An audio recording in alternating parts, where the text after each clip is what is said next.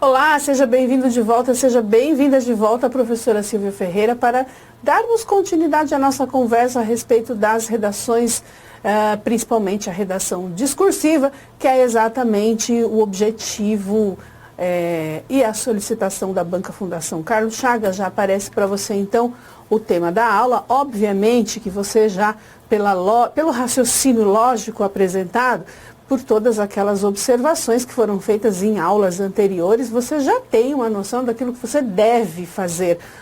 Também vale ressaltar aqui que a teoria sem a prática não é válida. Se você ainda não escreveu nenhuma linhazinha com essas orientações que foram colocadas, dá tempo de correr atrás ainda, mas é o ideal que você assista esse vídeo e já vá fazer o treinamento, ou seja, vá praticar.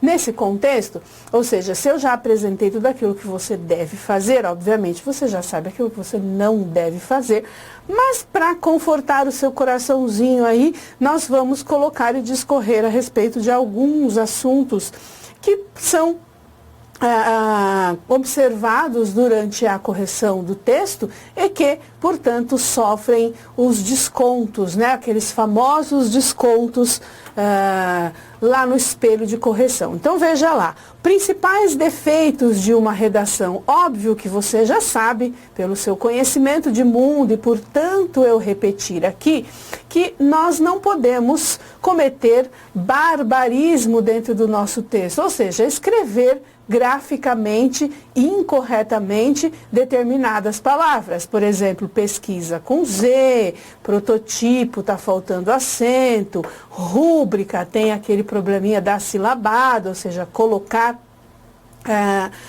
marcar a sílaba forte no lugar errado, exceção, erros de ortografia. Portanto, não há como nós pensarmos sobre isso, ou seja, eu preciso necessariamente entender que a ortografia e a acentuação é o mínimo que se espera de um candidato que se predispôs a defender uma tese. Então, veja, quando eu falo, você vai redigir uma redação, você vai fazer um texto cujo objetivo é defender uma tese. Está vendo a sua responsabilidade?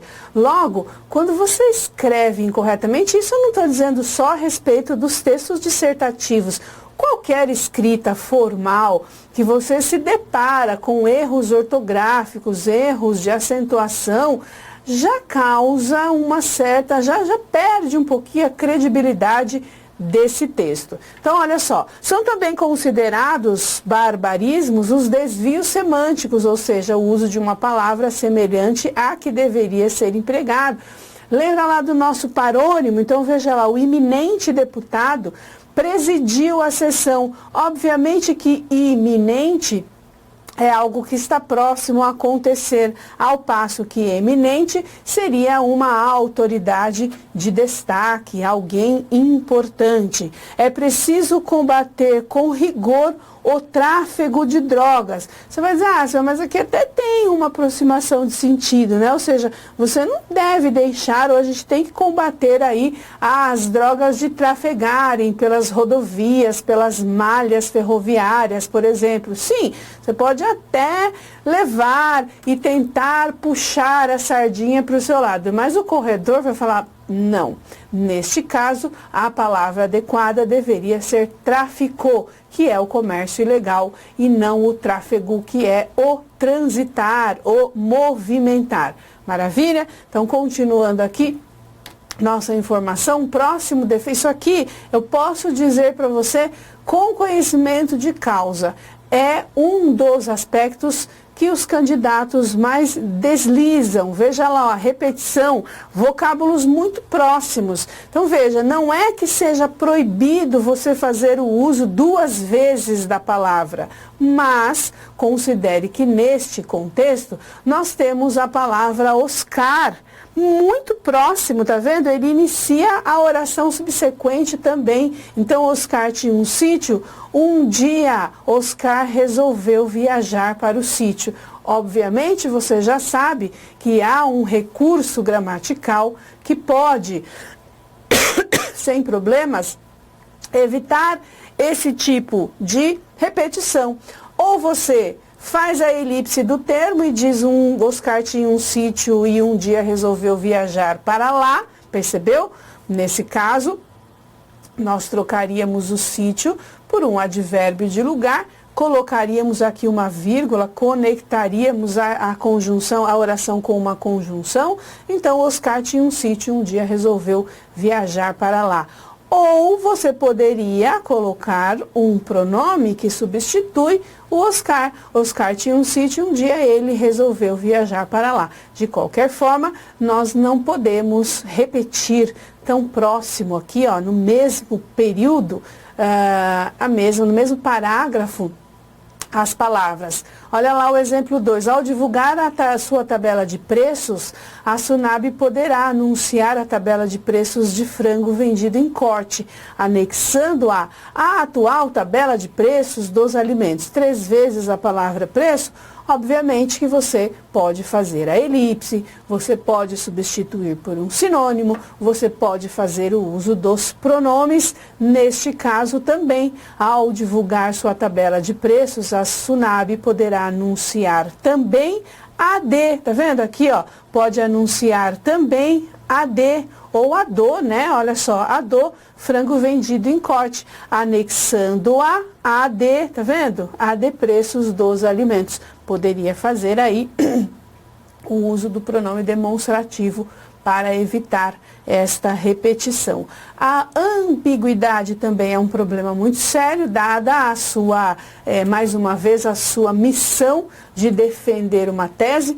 Logo, defender tese, não posso usar linguagens conotativas em excesso, uma passagenzinha, talvez, mas o texto não é um texto literário, ele é um texto formal, cuja intenção é defender o seu posicionamento frente a um determinado assunto. Então, a ambiguidade, ou seja, o leitor ser convidado a filosofar sobre a montanha e dizer, ué, que será que ele quis dizer isso ou isso, A ou B, X ou Y, causa, portanto, uma certa estranheza e é um defeito textual.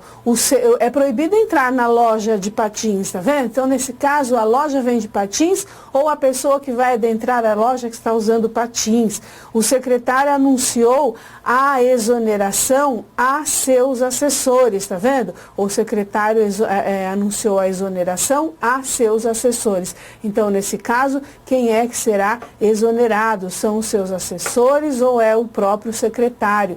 Nesse caso, nós estamos entendendo também o uso que eu sempre defendo, né? A gente não pode, aliás, a gente deve evitar este pronome seu. O pronome possessivo seu, sua, seus e suas, ele é um pronome ambíguo por si só, pela sua própria existência. Quando eu digo o secretário anunciou a exoneração a seus assessores, a quem pertencem esses assessores? São os meus assessores, ou seja, são os assessores de quem lê a mensagem ou são os assessores do secretário?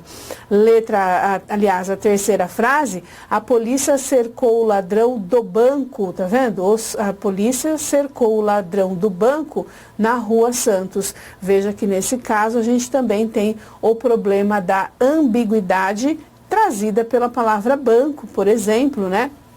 Cercou o ladrão do banco, qual banco? Na Rua Santos. Veja, o banco era o banco que ficava lá, o banco, a instituição financeira ficava na Rua Santos, ou era um banco de uma praça, por exemplo, que estava ali na Rua Santos. O último caso, ele estava em minha companhia, o barco chegou ao cais vazio, tá vendo? Ele estava em minha companhia, o barco chegou ao cais vazio. Quem estava vazio? O barco ou o cais, tá vendo? Então, nesse caso, ó, eu não sei o barco ou o cais que estavam vazios. Maravilha? Continuando aqui a nossa informação, a ambiguidade, esse aqui foi um clássico, né? A revista Veja, em 1991, antiga essa frase, mas que, para quem gosta do assunto redação, nunca foi esquecida. Aquela gafe universal que ninguém nunca mais esqueceu. Ela publicou em 91, o presidente americano produziu um espetáculo cinematográfico em novembro passado na Arábia Saudita, onde comeu um peru fantasiado de Marine, tá vendo? No mesmo bandejão em que era servido aos americanos. Então veja, quem estava fantasiado de Marine? Era o presidente ou era o peru? Legal, mais uma, no mesmo bandejão em que era servido aos soldados. Quem era servido aos soldados? O presidente ou o peru? Então veja que aqui houve uma ambiguidade gritante e que não é possível ser desfeita. Legal, mais uma, obscuridade ou falta de clareza. Também é um problema grave isso aqui quando fazemos as correções textuais dos nossos queridos alunos. Olha só, encontrar a mesma ideia vertida em expressões antigas mais claras, expressiva e elegantemente, tem me acontecido inúmeras vezes na minha prática longa, aturada e contínua, de escrever depois de considerar necessária e insuprimível uma locução nova por muito tempo. Aí eu olho para você, você está olhando para mim, você está olhando para a tela e você está falando: e aí? Pois é, essa mesma cara de ué que você está fazendo, eu também estou fazendo, e o corretor deve ter feito quando se deparou com um texto, obviamente, em que falta concisão, clareza, objetividade. É possível ser escrito esse trecho numa linguagem mais simples, mais tranquila, mais fácil, de fácil acesso, não que você precise usar um vocabulário pobre, mas você pode fazer o uso de expressões mais, por assim dizer, mais claras, mais simplórias, né? No sentido de trazer à tona a clareza do texto já numa primeira leitura. Maravilha, vai para a próxima. Pleonasmo, aqui eu coloquei, obviamente, para você rir um pouco também dessa situação, né? Porque o pleonasmo todo mundo sabe, e é óbvio que você pode fazer o uso destas expressões, talvez sem ter pensado, sem ter percebido este vício ou este defeito. Dizer duas vezes a mesma coisa: amanhecer o dia, almirante da Marinha, monopólio exclusivo, opinião individual, encarar cara a cara, anexar junto, ganhar grátis, escolha opcional, goteira do teto, países do mundo, duas metades iguais, demente mental, coisa linda, né? Sorriso nos lábios, até porque o sorriso nas orelhas tem sido mais difícil ultimamente, né? Bilateral entre os dois, acabamento final, elo de sangue e tantas outras construções, entrar para dentro, sair para fora, subir para cima, descer para baixo, hemorragia de sangue, são exemplos destas construções. A cacofonia, que é o som desagradável no sentido de causar eco aqui, né? Tá vendo? Você causa um som desagradável porque você, não é nem eco, você tem uma possível dupla interpretação da expressão colocada, tá vendo? Ó, por cada um deve agir por cada. Tá, nesse caso você entendeu que fazendo a leitura, de fato, observando a construção, a ortografia dessa expressão, você está entendendo a presença de uma preposição e de um pronome. Mas ao fazer a leitura, obviamente, você tem aí uma terceira possibilidade de entendimento, ou uma segunda possibilidade de entendimento, por cada seria aí um adjetivo, um substantivo, uma palavra única. Tá vendo? Boca dela, vou mijar, uma mão, ela tinha, como as concebo, tá vendo? Ó, como as concebo, como igual ou cômodo comer essa fada, havia dado e assim por diante. O eco, a que fiz referência anteriormente, erroneamente, o eco está aqui, ó. Você usa dentro da oração sons idênticos finais da palavra. Clemente sente constantemente dores de dente, o instrumento do consentimento do casamento, e esses sons idênticos vão causando este eco. Isso é muito comum, obviamente, não é um defeito para um texto literário, por exemplo, em que o autor tem a possibilidade de brincar com as expressões. Mas, mais uma vez, aquele texto cujo objetivo é defender uma tese não orna, né? Não cai muito bem fazer o uso destas expressões. Olha lá, a prolixidade também é um defeito comum de os candidatos fazerem, usarem e abusarem dessa prolixidade. Veja, prolixo, muito longo ou difuso, superabundante, dilatado, demasiado, excessivo, duradouro, fastidioso, enfadonho. O quê? A frase? Sim, a frase. Então é prolixo ou difusa, superabundante, tudo bem. Não, não é a frase, é o texto. Então seria difuso, duradouro, tedioso, confuso.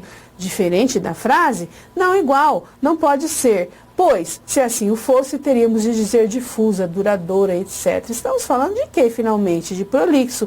Então, está certo, difuso, custoso, redundante, incompreensível, obscuro.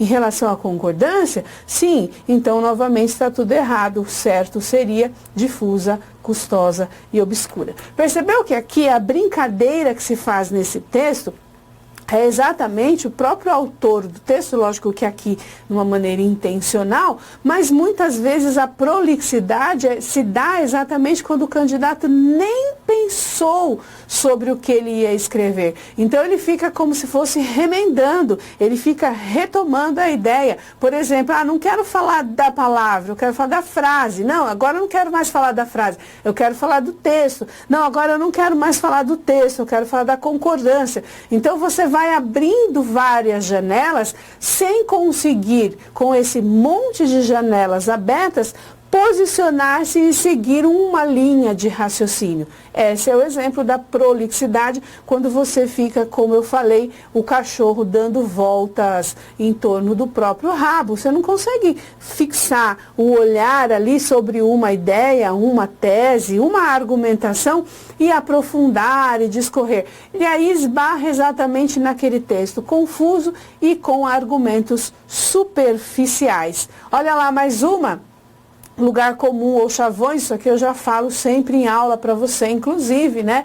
Você fechar o seu texto com frases de para-choque de caminhão, frases do Pequeno Príncipe, coisa linda, mas não pode, tá? Olha só, nos dias de hoje, o problema da saúde é uma das questões mais importantes para o povo brasileiro. Quem nunca ouviu essa frase, né? A população precisa se conscientizar. Quem nunca, se fala assim, isso é inédito? Inédito? Imagina, quantas e quantas vezes você já observou estes trechos ou estas expressões? A população precisa se conscientizar de seu papel na busca por um futuro melhor para as próximas gerações. Apesar do estado precário dos hospitais, os governos corruptos não se mobilizam e só o que se vê é descaso. Isso aqui é clichê. Todos os candidatos, ou a grande maioria dos candidatos, terminam o seu texto com esse cunho doutrinário a que fiz referência durante as nossas aulas. E olha só que linda a cerejinha do bolo, mas deve-se pensar positivo, porque a esperança é a última que morre. Tá, não faça isso no seu texto, a gente já falou sobre este assunto. Eu vou encerrar esse bloco de conversas, daqui a pouco eu volto com um exemplo de um texto que foi corrigido metodicamente. Aguardo você até lá. Olá, meu caro aluno, minha cara aluna, seja muito bem-vindo, seja muito bem-vinda. Eu sou a professora Silvia Ferreira e estou aqui hoje para fazer um convite especial para você que vai prestar a prova do Detran e está ressabiado, um pouco temeroso com relação aos aspectos da nossa produção de texto, ou seja, aquela partezinha do edital que cita que você deverá obrigatoriamente produzir um texto dissertativo no espaço entre 20 e 30 linhas. Muitas vezes você obtém informações relacionadas à própria estruturação textual, o que é um texto dissertativo, como é que você estrutura um texto dissertativo, mas o diferencial, o motivo pelo qual estou aqui é exatamente fazer esse convite, obviamente, para você fazer aí essa parte teórica, oferecer aqui, o nosso curso está oferecendo para você esta parte teórica, mas também o nosso curso apresenta um diferencial bastante interessante, dada a importância de você ter um texto corrigido, já que muitas vezes você produz o texto e você não tem um parecer de um profissional ou de uma pessoa que esteja gabaritada para fazer a correção. Então, nesse sentido, o NEAF pensou exatamente nisso e no próximo domingo nós teremos o nosso primeiro encontro, ou seja, teremos uma oficina de redação em que falaremos exatamente essa parte teórica, mas o mais importante é que colocaremos a mão na massa, falaremos como é que você estrutura um texto dissertativo, quais são os principais defeitos, quais são as qualidades de um texto dissertativo.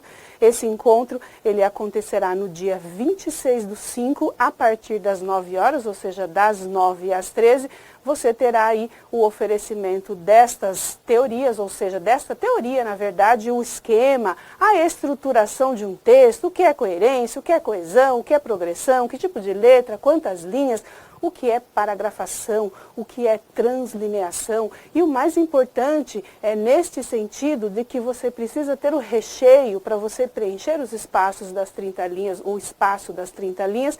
Por isso eu estou aqui para fazer esse convite especial, porque o diferencial para este curso, ou para esta oficina, é que você terá um texto dissertativo corrigido.